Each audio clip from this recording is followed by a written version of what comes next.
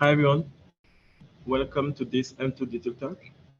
Today we have the pleasure of welcoming Nazim Bouatta with us. Nazim will be talking about language model for protein and beyond.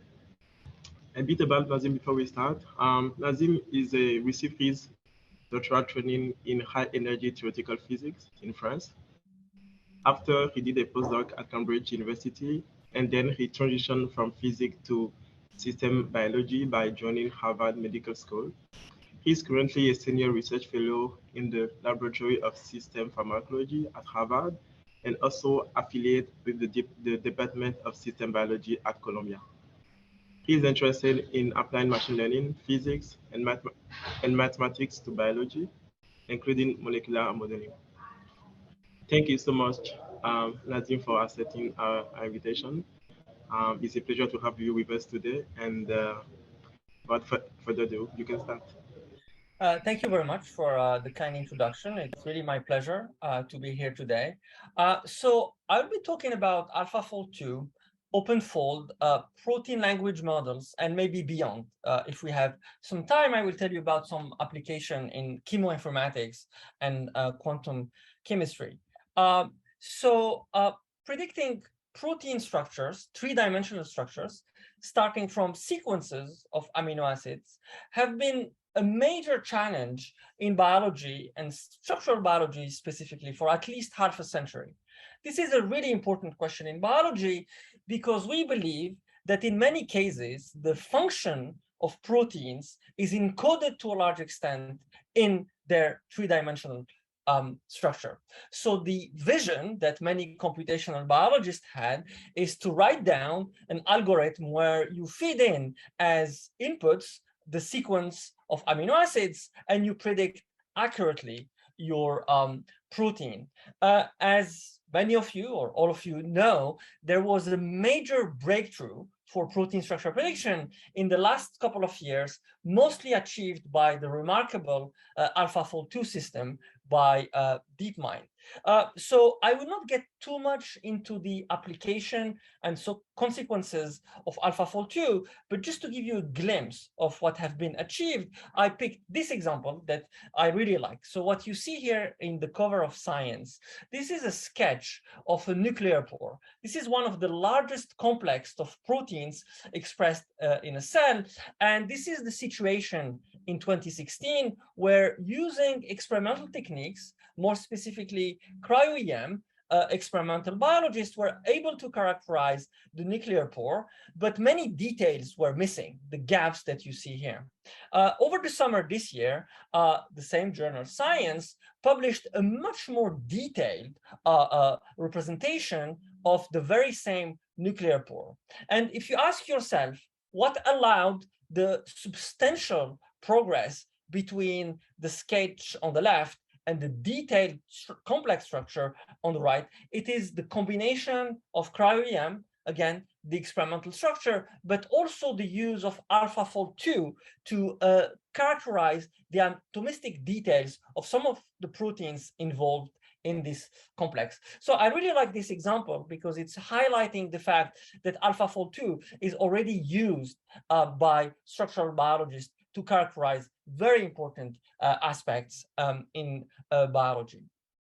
Another important development due to AlphaFold2 is the release of over 200 million protein structures over the summer by AlphaFold2 in partnership with EMBL and EBI in Europe. So again, to give you an idea about the scale of what can be achieved now by AlphaFold2, we can look here at the number of available experimental structures for proteins. So this year, until this year, we were able to get up to 190,000 structures. They're available in public databases, PDB. With the release of AlphaFold, the same team shared about 1 million structure that was achieved last year in 2021. And as I said earlier, over the summer, we were able to scale the amount of available structure to 200 million. And what is important about this achievement, there is no way to scale the number of experimental structure from 190,000 to 200 million just using experiments. We don't have high throughput experiment for structural biology. And in terms of accuracy, we believe that a third of those predicted structure with AlphaFold2 have a very high accuracy. So they may allow biologists to build hypotheses and understand better biology. And I think more importantly, the impact of this work in the coming, in the near future is the following. The Human Genome Project, so question? Yeah, or? Yes, a quick question. You said a third of them is accurate. Do we know which one are accurate enough so they can enable biologists to build hypotheses? Yeah, great question. I will answer, maybe I will answer this question in few slides, explaining how do we know that certain structures are accurate. Okay, sounds good? Okay, so, and I believe now that we have those structures at scale, it might be the beginning of a new era in biology, a structural systems biology. I mentioned earlier the idea of the Human Genome Project, which allowed us now to ask questions about cells and organisms, even evolution, by using statistical methods, by using quantitative methods, by analyzing the amount of genomic data available. Until very recently, the same analysis was not available in terms of proteins because of the lack of structures. Now that we are generating those very large number of structures, we may imagine that we will be able to have a quantitative mathematical approach about biology at different scales, from cells to organisms to population, that is rooted in structures because of the tools available by AlphaFold2. So this is, again, just to give you a glimpse about the type of achievements, the type of questions that are now allowed by AlphaFold2. But I will today mostly focus on sort of the architectural side. Yeah, I see another question. Yeah, please go ahead. Yes, I just have a very basic question regarding how the data set was basically collected experimentally. Could you roughly just explain how that was done for those who, like myself, who don't exactly know? I'm not sure I understand the question, but let me say that in experimental biology, the structures that are characterized by experimental groups, they are all, or pretty much all the structures are available in the protein data bank. So this is a publicly available data bank. The PDB was used for training AlphaFold2, right? So these are the structures that were used for training AlphaFold2. But for training, you need both the sequence and the structures. So the PDB give you access to the structures, and now the sequence are available in genomic databases. And as I said, because genomic sequencing is very cheap, we have a very large amount of sequences available. So the combination of genomic data available mostly by high throughput techniques and structural data available in the PDB is allowing us now to train systems like AlphaFold2, right? And so once those systems are trained with a very high level of accuracy like AlphaFold2, we can use the trained system to generate in silico structures using the available sequence. Right? And maybe I should insist, just to give you a better perspective, there is a very large gap between available sequence and available structures, right? So now we have covered pretty much a very large and substantial amount of sequence in many organisms. And again, because sequencing is cheap. But there was this large gap between the hundreds of millions of available sequence and the thousands or hundred thousands of structures available. And now AlphaFold2 is closing this gap because we can now fold proteins in computers without doing experiments. And in many cases, those structures are are predicted with almost experimental accuracy. Sorry for the lack of clarity in my question. My question was really like, how was the PDB dataset created? Like, what techniques did they use? Yeah, sorry. So again, the PDB was created by biologists and structural biologists independently of like machine learning, and the techniques that were used until very recently are mostly X-ray crystallography, right? So you purify proteins in a cell, You crystallize those proteins, and then you use X-ray techniques. And by looking at the diffraction pattern coming from those crystals, you can reconstruct the three-dimensional structure. So in a nutshell, this is how those proteins are experimentally characterized, right? And the PDB is a sort of a gold standard database because, again, each protein is deposited by an experimental group. The database is highly curated. So this is a sort of, if you are doing machine learning, this is the dream database to work with. And the results that we have, the 190,000 structures, this is like the outcome of decades of work, right? So the PDB exists, I believe, at least since the 70s, where experimental biology started to deposit structures. And so that's really the starting point of machine learning techniques for protein structure prediction. Okay, good. So I will be briefly talking about AlphaFold2 in a nutshell. And as I said, I will be coming again to visit your group in a month, where I will give you a more detailed tutorial about AlphaFold2. I will then talk about our own effort, OpenFold, which is a re-engineering from scratch of AlphaFold2. I will give you some motivation why we do need a system like OpenFold. And I will give you also a glimpse of what we have learned by retraining OpenFold. If I have time, I will mention a novel way of folding proteins, a system that we call recurrent geometric network that is using language models inspired from natural language processing like BERT. And if I have time, or if you have questions and interest, I will mention some application of OpenFold for chemoinformatics.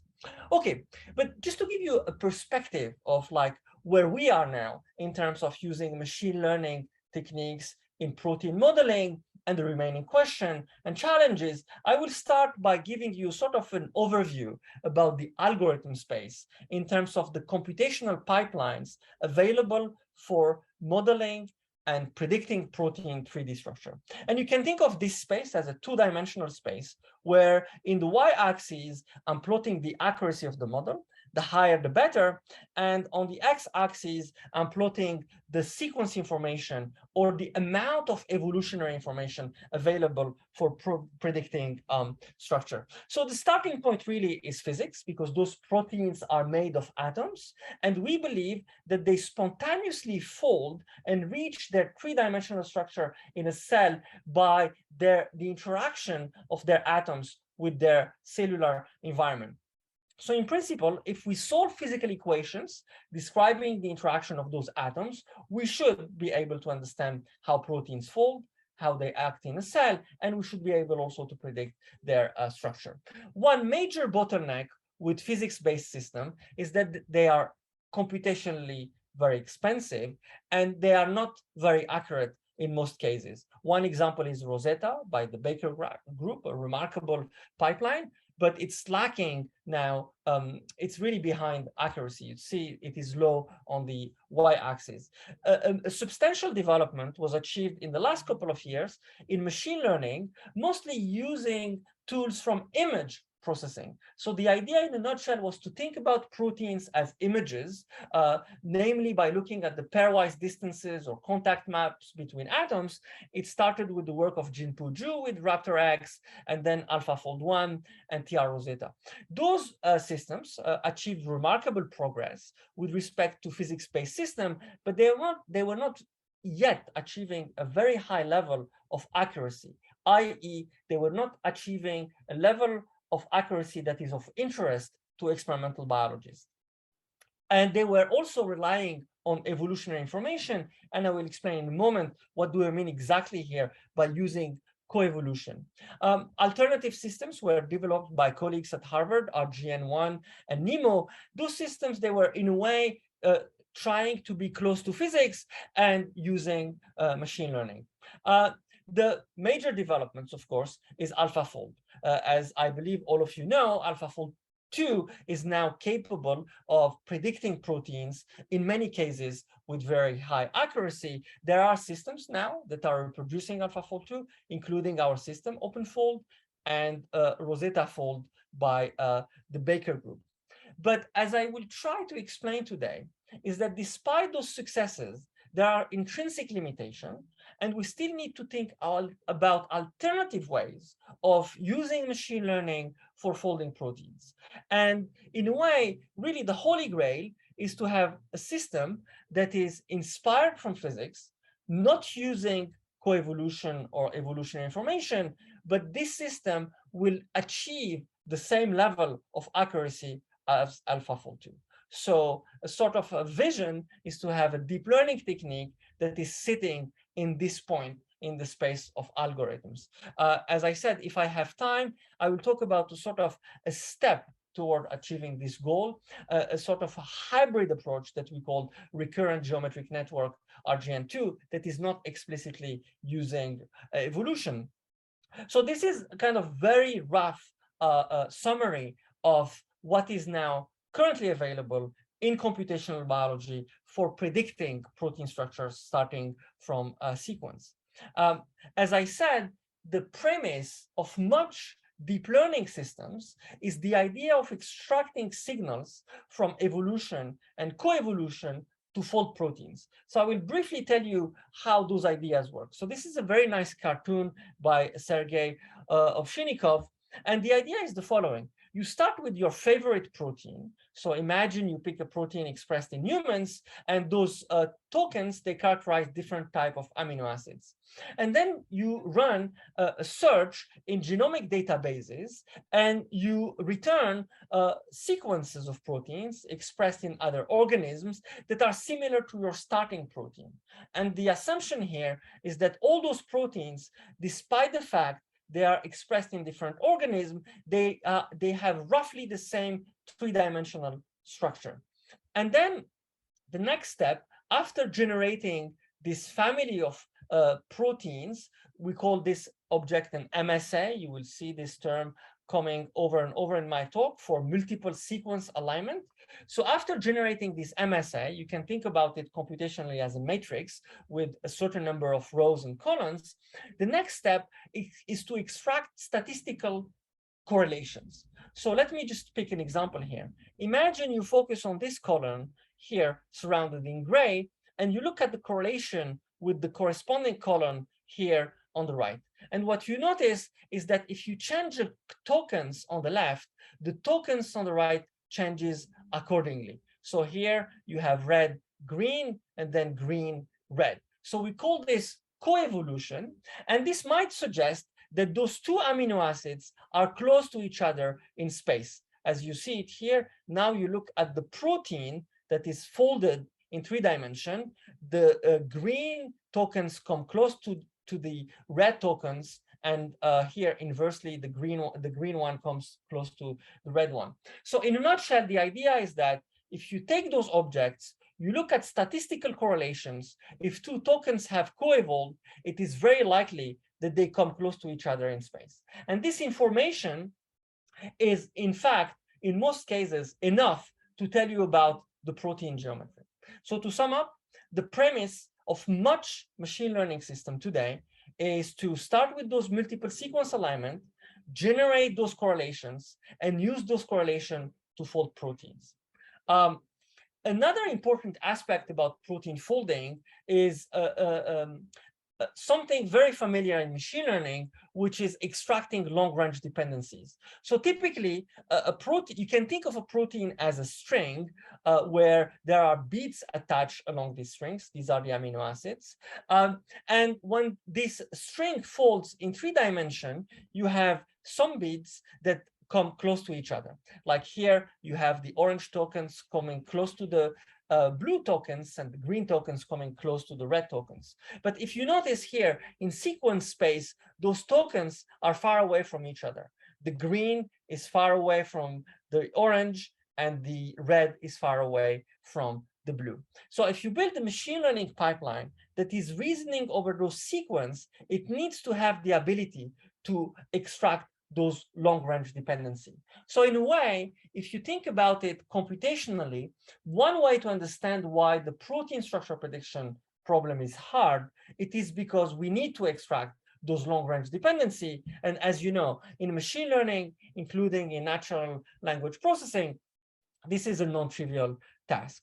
So in a nutshell, AlphaFold2 takes as inputs those MSAs that I explained briefly, the multiple sequence alignment. You take your favorite sequence, you generate those MSAs by looking into genomic databases, and then you have an architecture that is supposed to capture those long-range dependencies. And it turns out that now in machine learning, the most powerful way of extracting long-range dependencies are attention mechanisms and transformers. So ingrained into AlphaFold2, there are many components that are based on the attentional mechanism. And then finally, you output your 3D structure.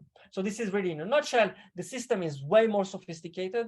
As I said, I'll be back, I believe, in a month, and I will tell you much more about the system. But just to give you a glimpse, so you start with your input sequence, you query those genetic databases, you generate those MSAs, the multiple sequence alignment, and then you reason over those MSAs to extract statistical correlation. And the way how you reason over those MSAs is to use a transformer architecture. So you will have an attention mechanism across the rows that is supposed to extract the correlation between those residues.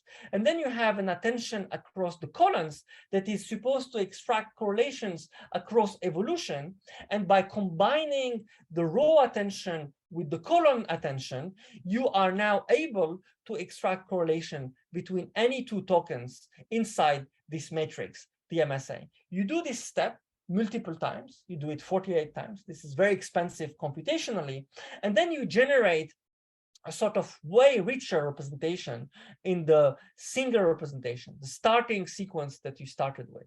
There is another track inside AlphaFold2 called the pair representation, where you take your input sequence, you build an n-squared object starting with your sequence, and this object is supposed to capture the relationship between all the residues for your proteins. So it is in a way an object that is capturing the geometry and maybe even implicitly the physics that characterize all the relationships between the residues. And there are some communications between the MSAs and the pair representation. And finally, you take this single representation and you use it to build the geometry that corresponds to your protein. As I said, the system is way more sophisticated than that, but just for the interest of time, I think I need to move on, but I will give you more details at my next visit. So, as I stressed, the key component of the inputs used by AlphaFold2 is this object, the MSA. So in a way, the power of AlphaFold2 is the ability to reason over those MSAs. But in a way, the very same object that explains the power of AlphaFold2 is also, in a way, responsible for its limitation. So now I will turn a little bit into AlphaFold2 limitations. So the first limitation is really the correlation between performance and MSAs available. So let me just explain this plot from the team that did AlphaFold2. So on the y-axis here, I'm plotting the accuracy of the system using a metric called LDDT-C alpha. We will see this metric again coming over and over in my talk. This metric is roughly telling you the percentage of carbon alpha atoms that are predicted with high accuracy in a given protein. So the higher the better, 100 meaning perfect accuracy. In the x-axis here, we are plotting a metric that is roughly characterizing the depth of those MSAs. So remember, an MSA is an alignment. It's like a matrix. If you think about it computationally, it has a certain number of columns and a certain number of rows, and the depth is characterized by this metric, roughly. So what we see here is that when the depth of those MSAs is high, the accuracy is typically very high in many cases. But below a certain cutoff, typically below 30, when those MSAs get shallow, there is a substantial drop in AlphaFold2 performance. So again, to sum up, AlphaFold2 is a powerful system that predicts protein with very high accuracy in many cases. Again, each dot that you see here is a protein from a given set. But what we notice here is that for proteins for which we don't have MSAs, or we don't have a very deep MSAs, there is a substantial drop in AlphaFold2 performance. So this is a major limitation, again, of the current system. But let me also list some remaining challenge between the limitation in terms of predicting proteins with shallow MSA. So first of all, there are many proteins in nature that do not have an MSA or have a shallow MSA. So we have what is called orphan proteins or rapidly evolving proteins, for instance, like viruses. So we would like to have a pipeline that is capable of dealing with those proteins. There are other situations like analyzing allelic variations and mutations that are not accounted for by the current AlphaFold2 system. So if you take your favorite sequence and you do a point mutations or multiple mutations,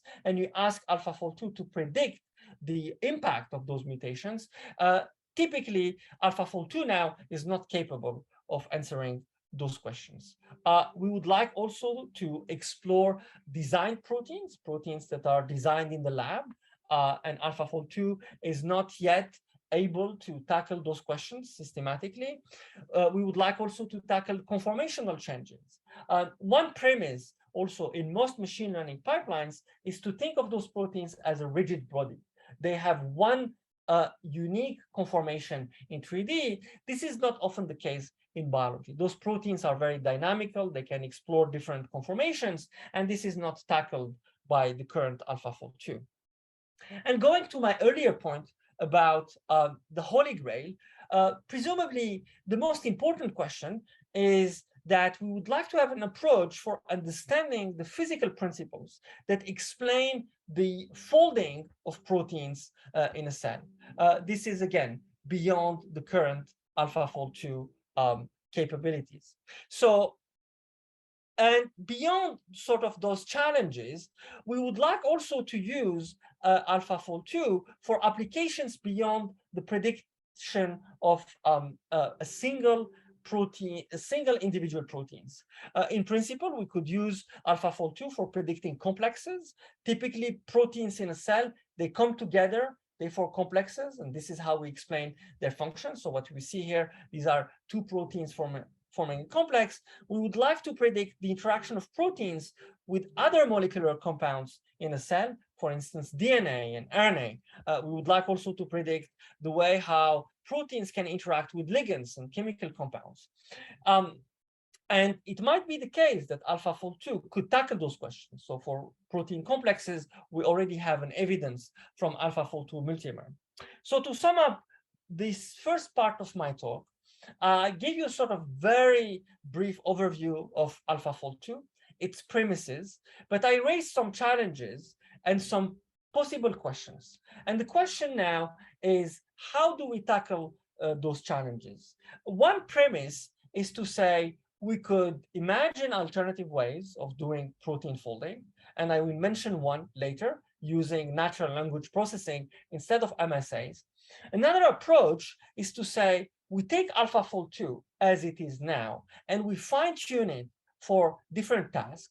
And how the fine-tuning could be achieved is by retraining AlphaFold2 from scratch, but now retraining AlphaFold2 for different tasks. But for retraining AlphaFold2, we need to have the training code for AlphaFold2. So all these motivations, in fact, are the reason for why we build OpenFold. So OpenFold, in a way, is a platform that is that I hope will allow us to tackle some of the questions that I raised in the first part of my talk. So let me now tell you a little bit about OpenFold. So OpenFold is a full open source implementation of AlphaFold2, and more importantly, it includes the training code. So the DeepMind team did a remarkable work by sharing their code for inference and prediction, and this is why we see now the impact of deep learning and AlphaFold2 in many areas in biology. But in the publicly available version of AlphaFold2, the training code is not available. So if you want to take AlphaFold2 and tune it to, say, docking or protein RNA interaction, you cannot use the AlphaFold2 version. So we decided to build OpenFold, and we released also the training code with the hope that now we could be able to tune our system and tackle questions beyond protein structure prediction. It is PyTorch based because PyTorch is more broadly used by the community, unlike AlphaFold2, which is written in JAX. So we succeeded in retraining from scratch AlphaFold2, and we have released over the summer, this summer in June, the model weights. They are publicly available, and there are already some groups that have been using OpenFold. I hope we will soon have a manuscript, so you will learn more about OpenFold. We should have a manuscript in a few weeks. So this is a very nice summary of OpenFold by Yann Lequin. I'm just reading here, quoting Yann Lequin. It's an open source, trainable, memory efficient, and GPU-friendly PyTorch reproduction of AlphaFold2. So now the application that we see for OpenFold is combining language models with OpenFold. It's currently ingoing. Docking, it is currently ingoing.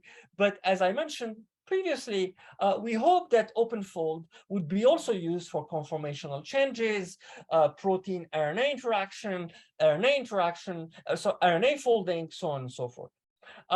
So let me now tell you briefly about some advantages of OpenFold. So obviously, the very first thing that we had to check is that we are able to reproduce AlphaFold2 accuracy. So what I'm plotting here, I'm comparing the accuracy of OpenFold to AlphaFold2 using a set of proteins coming from Cameo using the very same metric LDDT C alpha.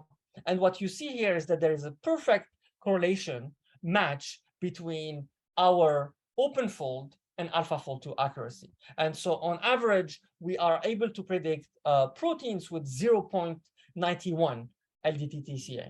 So here, just to give you an example, this is one protein from the set that we are considering from Cameo. In green is the experimental structure, the ground truth.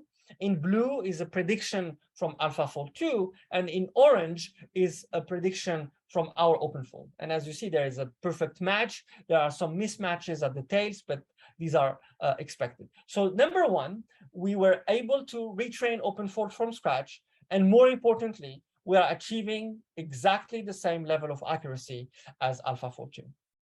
Now let me tell you about advantages.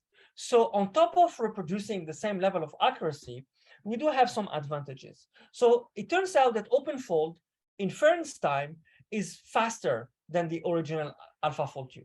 So here what I'm plotting in the first column here, this is the size of proteins from hundreds to thousands. And now I'm reporting the inference runtimes in seconds for OpenFold and AlphaFold. As you notice, typically, in many cases, or at least up to 1,000 residues, OpenFold is faster than AlphaFold2. And again, in computational biology, having faster pipelines is extremely important. If you want to predict a very large number of structures, if you want to predict large complexes, speed is very important. Another advantage that we have with respect to the original AlphaFold2 is that our system is more memory efficient. We use less memory, which enable us to predict larger sequences. So typically, if you take our OpenFold, you can fold and predict the structure of a protein using up to 4,600 residues. With AlphaFold2, you are limited to 2,000. So this is very important for many different applications, including predicting protein complexes. As I mentioned previously, typically in many cases, proteins in a cell, they come together, they form a complex, and this is how we understand their function. But those complexes are very large in terms of their residues. So if you have a pipeline that is efficient and that could account for very large residues, it might allow us to fold easily those complexes. And one step that we are considering now is to also retrain AlphaFold2 multimer for complexes, so having an OpenFold version for complexes. And I believe that the advantages that we see in terms of speed and memory efficiency would be very important for folding complexes. So I gave you sort of, again, a glimpse about the advantages of OpenFold. It is as accurate as AlphaFold2. It is faster and memory efficient. Now I will share with you some vignettes about what we have learned during training, how OpenFold learns to fold proteins. So the very first intriguing observation is the following, is that much of the performance of the system is achieved very early on during training. So let me characterize this claim. Again, here I'm plotting on the y-axis the performance of the system during training using this metric, LDDT C alpha that I mentioned earlier. And on the x-axis, I'm plotting the training step. And again, the performance, the higher the better, one being sort of perfect prediction. And what you see here, the yellow curve is the training curve. Very early on, during training, we achieved much of the performance. That was, for us, a puzzling discovery. But this is very important because it has, I think, many different applications. So as I mentioned earlier, the main purpose of OpenFold, it's not only to reproduce AlphaFold2, but to explore novel modalities, right? Can we fold RNAs? Can we predict the interactions between proteins and chemical compounds? So on and so forth. But this will require exploring many modalities in many architectural modalities. As I hope you realize, those systems are very expensive, compute-wise, but the fact that we can reach a very high level of accuracy very early on, I think this is encouraging. This suggests that we can explore modalities of OpenFold in a quite reasonable amount of time. We don't need to run experiments for weeks before realizing whether the experiments can achieve a substantial amount of performance. So to sum up, one first observation that we realized that was not reported by the original AlphaFold2 is that much of the performance is realized very early on during training. Another thing that we looked at is the confidence of the system. I think I had the question about the confidence. How reliable are those structures? So AlphaFold2, on top of predicting a structure, it is also returning a confidence metric that is assigned to every individual C alpha atoms in the structure. This is extremely important for experimental biologists, because if you have a structure and you assign to this structure a confidence number, it may allow you to make sound hypotheses. So what we did here in this experiment is that we tracked the correlation between the metric LDTT C alpha, that is telling you how good is your prediction, and the confidence metric that is called the predicted LDDT. So, and we track the correlation between the confidence metric and the metric that is assessing the difference between the ground truth and the prediction across training steps, going from blue to red. And what you notice is that at the beginning of the training, as if the system OpenFold is fooling itself, the confidence metric is higher than the effective metric. But then slowly during training, the system starts to tune the confidence metric, and then slowly we see that there is a much better correlation between the confidence metric and the LDDT metric itself. So another vignette that I think was also very surprising for us is data size.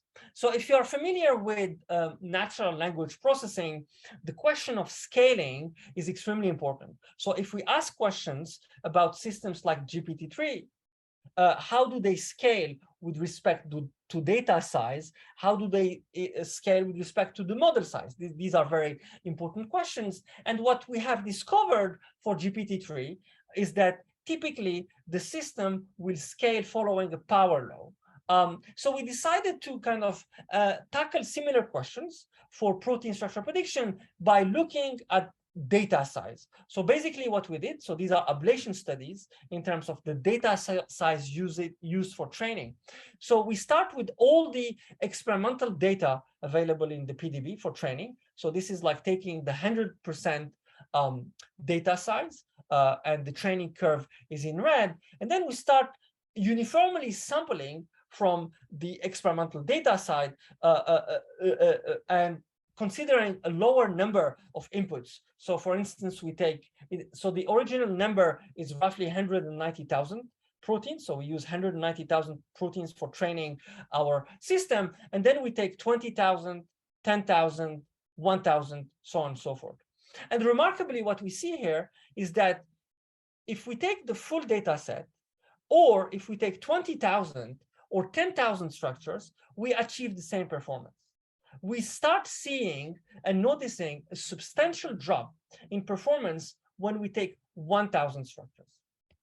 So what is the outcome of those results? So first of all, it suggests that we may not have a power law scaling in protein biology for training as in natural language processing, although we need to do more systematic analysis. But maybe in more practical terms, sorry, there is a hand. Yeah, go ahead. Yeah. Do you think this is due to the evolutionary pressure that's on the protein? Yeah. So that if you have a feel like it's enough that you can generalize this knowledge to other proteins? Very good question. It might be the case. It might be the case that, as you said, sequences in biology and proteins are related by evolution. So therefore, it might be the case that we might have sort of redundancy in the data that exists. So therefore, using the full data set might not be necessary to reach the same amount of accuracy. So yes, it might be the case that evolution, because it is connecting sequences, may allow us to see this behavior, unlike other situations like in natural language processing. But I wanted also to mention another point why this is very important. It has also sort of an application sign. There are many situations in biology where we don't have much data available, like RNA or protein-protein interaction or protein-DNA interaction. So this might suggest that maybe there are situations where we don't have as much data as proteins, but we could hope to achieve a high accuracy if we have a powerful architecture. So again, this is just one vignette from ablation, our ablation studies. We did more ablation studies in terms of protein folds and protein families that might be related to your question about evolution, but I don't have the time to describe all those experiments. Maybe let me skip this. So here also I wanted to give you sort of a view about how OpenFold and presumably AlphaFold2 is learning how to fold proteins. So here I'm picking one specific protein from the validation set, and we will be tracking this protein across multiple steps in training. So let me just start this. So at the beginning, AlphaFold2 puts all the atoms at the origin, and then slowly the system, the network, start expanding the proteins. At the beginning, they seem to explore almost a one-dimensional cylinder, and then, and then this cylinder will expand, and it seems again as if the architecture is exploring a two-dimensional space and then a three-dimensional space. So this, just to give you again a sense about the different steps of learning, how the system learns. As I said, first it seems that it is exploring a one-dimensional cylinder, and then a sort of two-dimensional projection, and then a three-dimensional structure, and then it starts filling up the details. We still need to analyze this more systematically, but our analysis suggests that across many examples, or across all the examples that we have looked at in the validation set, OpenFold is first thinking of structures in a sort of one-dimensional elongated structures. Those structures expand across a two-dimensional subspace, and then it explores finally the three-dimensional space. We looked at other aspects. Proteins do have typically what we call secondary structures. They have alpha helices, beta strands, turns, and so forth. And we wanted to see how those structures are learned during training. And one observation, which is, I think, unsurprising, is that typically the system first starts by learning alpha helices because presumably they are easy and there are many of them in the PDB, and then it learns the strands and then the remaining secondary structures. So I gave you, again, just sort of few vignettes about what we have learned by retraining OpenFold. And I insist, those aspects were not reported in the original AlphaFold2 manuscript. But you will soon see more details in our manuscript. Maybe one last thing, OpenFold is already used. So this is an example by Meta AI, previously Facebook, where they combined our OpenFold with a language model. So to sum up part one, we succeeded in retraining AlphaFold2 from scratch. It allows us now to understand better the training modalities of AlphaFold2. But as I said, the most exciting part for us is that we believe OpenFold now can be a starting point for us, but also for the community, because it's open source, to tackle questions beyond protein structure prediction.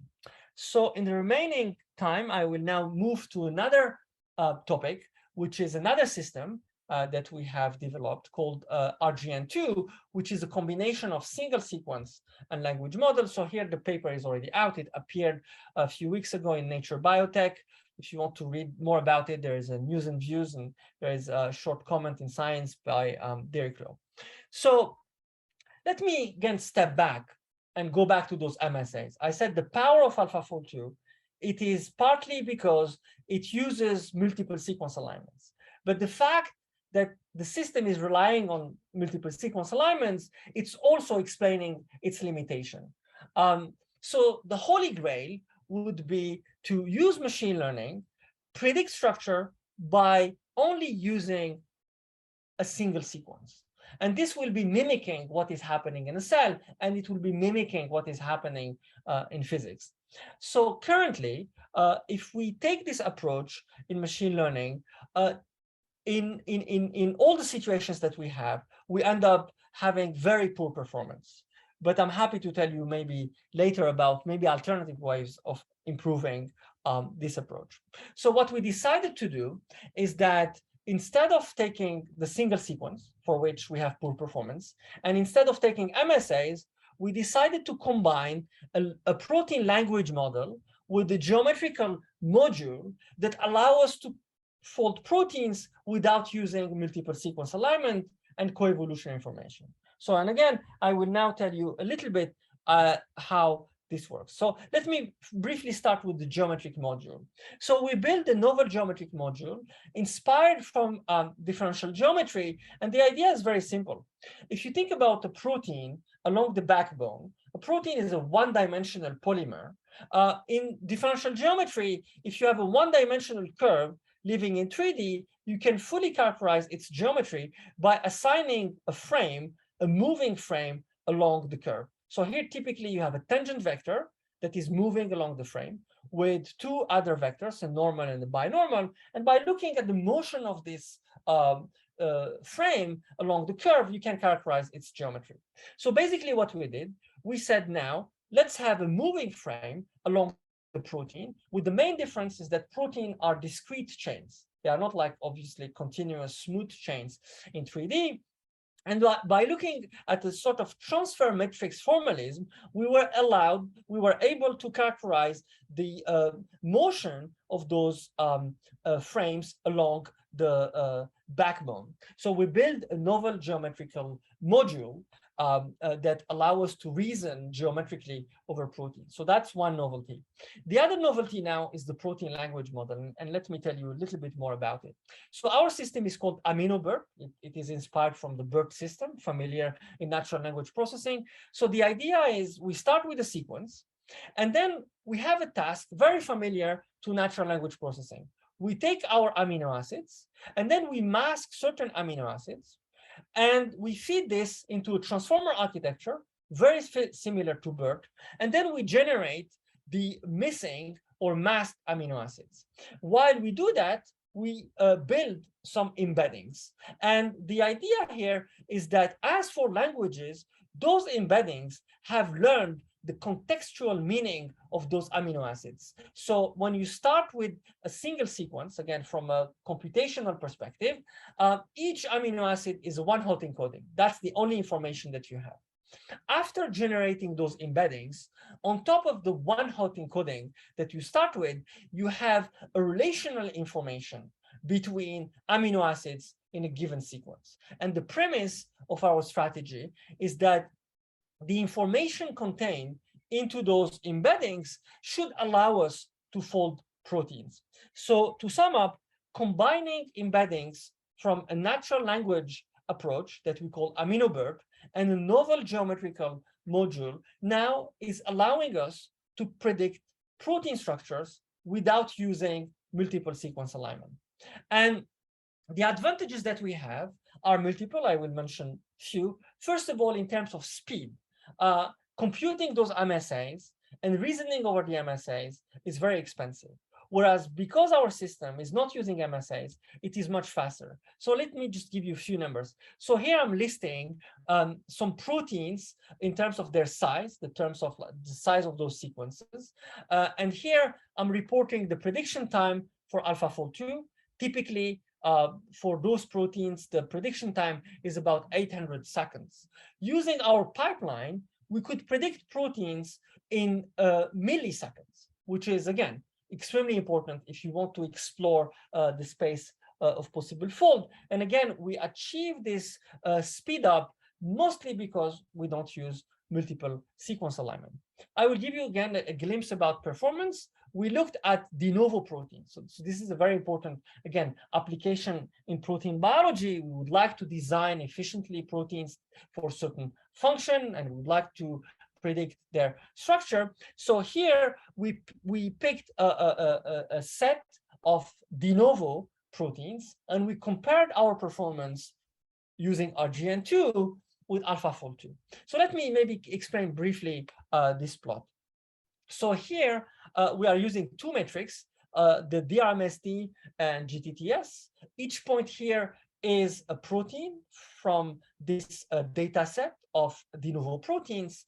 And any protein on the upper left quadrant here is a protein for which we do better.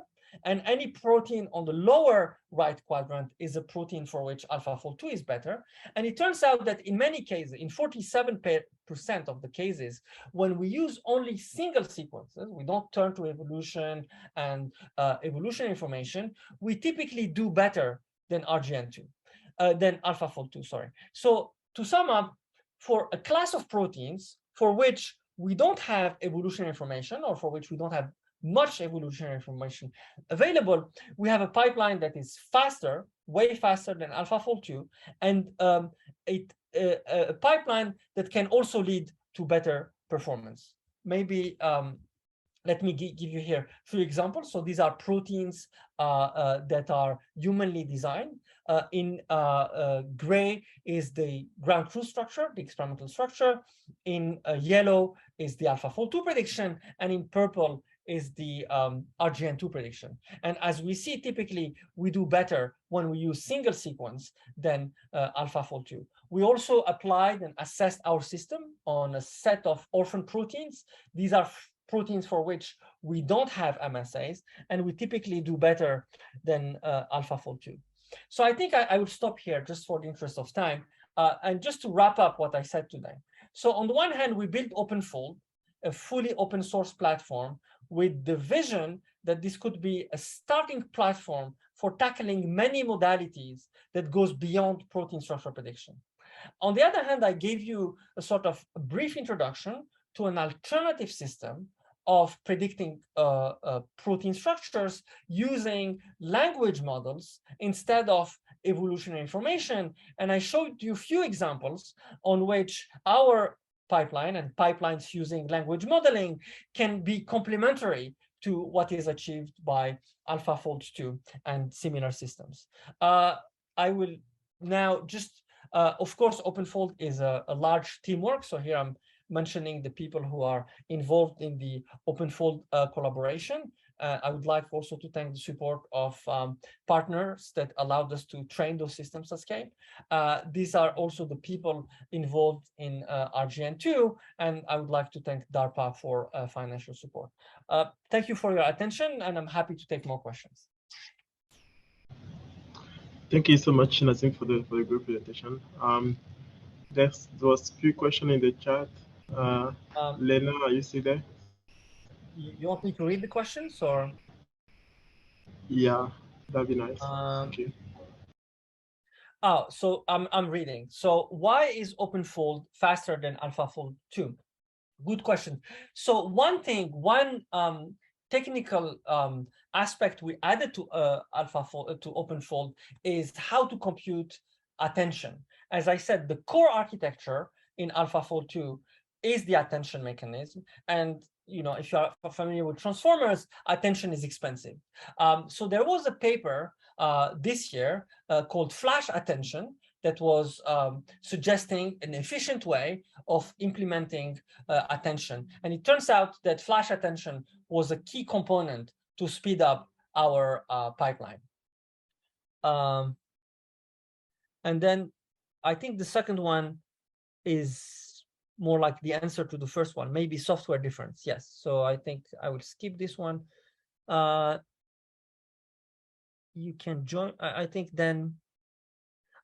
some are not questions, no? Like you can join M2. No, I think the question is, the next question is, why is protein language model better than MSA? Do we have more data available in the data? Yeah, so I think that's a very good question. First of all, the short answer, I think we don't really know yet the exact difference between those language models and the MSA-based model, but I can speculate a little bit. So first of all, the advantage in terms of speed, I think the speed aspect are obvious, right? Because again, computationally, those MSAs are matrix-like objects, right? Where the number of columns are typically like hundreds up to thousands. These are the number of residues, but the number of rows, you can have like thousands of rows. These are like the MSA. So if you build a network, you need to reason over this large matrix, right? I mean, there are techniques in AlphaFold2 that allow you to do it efficiently, but this is very expensive. In language model, typically, you only have a sequence, right? Because those embeddings are assigned to the sequence. So the fact that you are only dealing with a sequence may allow you to have a more efficient system in terms of speed. Now, in terms of accuracy, right? As I showed you earlier, there's this analysis by the AlphaFold2 team itself, clearly showing that the performance of systems like AlphaFold2 is strongly correlated with the MSA depth, right? For the language models, we do not have MSAs. So it is not, so it might suggest, therefore, that in situations where we are lacking MSAs, the system can still achieve good performance. And the examples that I mentioned, like the orphan proteins, for instance, these are proteins for which we don't have an MSA. And it seems that language models are better at predicting those proteins than AlphaFold2. But understanding exactly the relationships between language models and MSAs, how they learn and how they are different in their learning, I think this is an extremely important question that we don't understand very well. Because also, maybe I need to add one thing to contrast what I said earlier. The Holy Grail, as it's this, right, is just using the sequence for folding proteins. And I said this is really what is happening in a cell, and this is what is happening in biophysics. When you fold the protein, in principle, all the information in the sequence should be enough. You don't need anything else. including embeddings from natural language processing. Protein language model, in a way, they are also using evolutionary information, but in a sort of implicit way. Because if you ask yourself, right, how do we fill up those missing or masked residues, right? If you do a task like in natural language processing, like BERT, right, you pick your favorite sentence and then you look at other sentence, and that's how you guess the masked tokens.